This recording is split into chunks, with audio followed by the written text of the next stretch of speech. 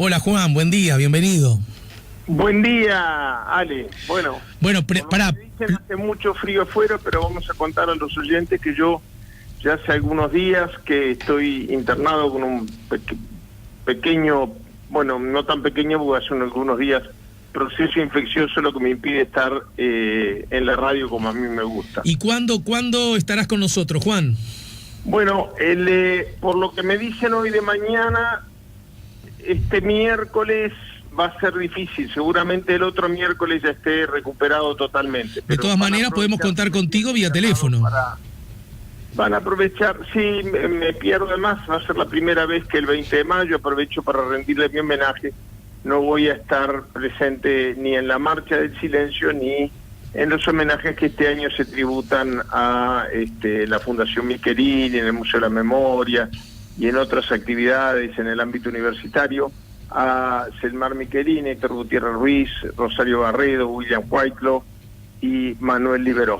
Incluso el Museo de la Memoria le ha incorporado la variable de incorporar un homenaje también a Wilson, en tanto la documentación revelada lo pone como uno de los objetivos del magnicidio del 20 de mayo, del cual escapó con vida, pero este año hace 30 años de su desaparición. Bueno, me voy a perder esos actos, pero ya me he comunicado con, sobre todo las familias Michelini y Gutiérrez Ruiz, para expresarles mi solidaridad, mi cariño, y es como si estuviera allí. Bien, bueno, mirá Juan, naturalmente que estos dos temas que tenemos arriba de la mesa, Argentina, de todas maneras sobre eso tenemos más tiempo para hablar, entre otras cosas porque ya hemos aludido desde la perspectiva económica y política algunas cosas, pero vos como ex embajador me imagino que tenés muchas cosas para decir, pero a mí me gustaría... Me parece, a título de anuncio simplemente, que la principal variable económica, que es la balanza de pagos, es el único tema del cual no se habla. Se habla de déficit fiscal, se habla de inflación, se habla de... Pero lo que realmente causó la crisis es un tema que ni economistas ni políticos, desde mi modesto punto de vista, no han puesto arriba de la mesa. La balanza de pagos. Para cerrar con tranquilidad y con tiempo. Dale. A mí me gustaría, mira, nos queda 2 minutos, que nos des un titular acerca de lo que está ocurriendo en Tel Aviv, en Jerusalén, perdón, a propósito justamente de la mudanza de la Embajada de Estados Unidos de Tel Aviv a esa ciudad, las reacciones de ciudadanos de Palestina, las reacciones del ejército de Israel, las muertes, en fin. ¿Hay alguna nueva clave para entender esto o es más de lo mismo?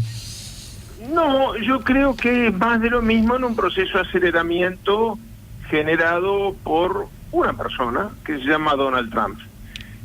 A veces parece que esto es una sobresimplificación, pero miremos que en la última semana, no en el último mes ni en el último año, en la última semana se acercaron Corea del Sur y Corea del Norte por primera vez en la historia.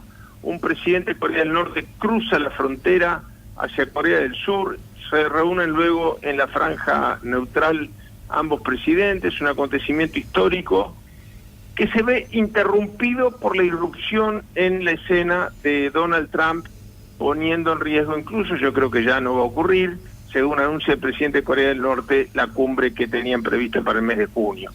Al mismo tiempo, el presidente Trump renuncia a los tratados de desnuclearización con Irán y por primera vez Estados Unidos, por primera vez desde la Segunda Guerra Mundial, se ve enfrentado a la unanimidad de sus aliados estratégicos en Europa. Todos los países aliados de Estados Unidos, Gran Bretaña, Francia, Italia, Alemania, España incluso, se han pronunciado en contra del alejamiento de Estados Unidos. Y algo similar ocurre con el traslado de la Embajada de Estados Unidos a Israel, que está prohibida por las Naciones Unidas. En tanto, cuando se produce la reunificación después de la guerra del 67 de la ciudad de Jerusalén, queda la capital de Israel allí como estaba previsto, pero expulsan a los palestinos de una ciudad que debía ser compartida para que ambas capitales de ambos estados estuvieran presentes. Si esto no se reconoce, no va a haber ningún proceso de paz. El primer ministro Netanyahu además aprovecha naturalmente, traslada a la embajada para decir que son las embajadas, las únicas embajadas que cada país va a tener en Jerusalén, porque nunca va a permitir que los palestinos tengan su capital en esta ciudad, que según la comunidad internacional y según un elemental sentido del equilibrio, es sede religiosa de las tres religiones grandes monoteístas, pero mientras que los católicos tienen su estado propio en el Vaticano, los palestinos no pueden acceder a sus lugares santos. Ni siquiera pueden ir los nacidos en Jerusalén a su tierra natal. Yo quiero decir esto, con esto termino. Hay que evitar que para ser pro-Israel, y me considero un amigo de Israel, aunque algunos palazos he recibido estos días en las redes sociales, me considero muy amigo del Estado de Israel. Fui honrado con el Premio Jerusalén en el año 1997, de los primeros uruguayos en obtener este galardón, pero ser amigo del Estado tienen que evitar los propios judíos, aún los judíos uruguayos, que signifique ser antipalestino. Cuando se produce la mudanza, se produce el tercer retroceso histórico que genera Donald Trump en esta semana.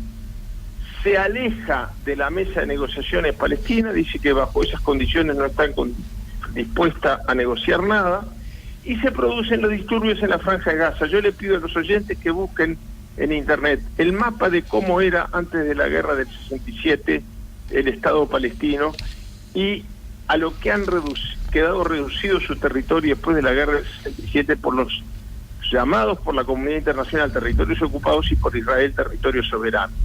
Yo coincido 100%, y con esto termino, con la declaración de la Cancillería uruguaya, que dice que ha sido totalmente desproporcionada la reacción del ejército Israel con orden. Esto no es un rumor, no es un rum rum, es lo que escucho decir al señor Netanyahu por televisión, ahora que tengo tiempo para ver mucho noticiero,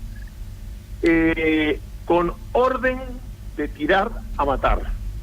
No hay orden de disuadir, de tirar gases ante las manifestaciones, que me parecería mal de todas maneras. No, la orden es matar, y lograron que en un solo día murieran,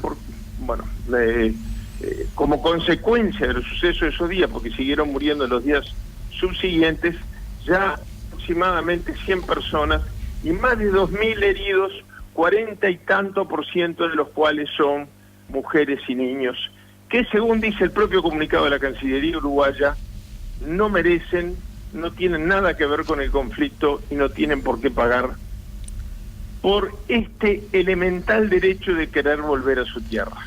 Juan, podemos discutir mucho jurídicamente, pero esa tierra fue anexada después de la guerra del 48, después que se había declarado ya la independencia de los dos estados por parte de Naciones Unidas. Es tierra que en cualquier proceso de paz debe ser devuelta a los palestinos como los demás territorios ocupados, donde Israel sigue construyendo e instalando colonos. Ha sido muy triste, son muchas muertes.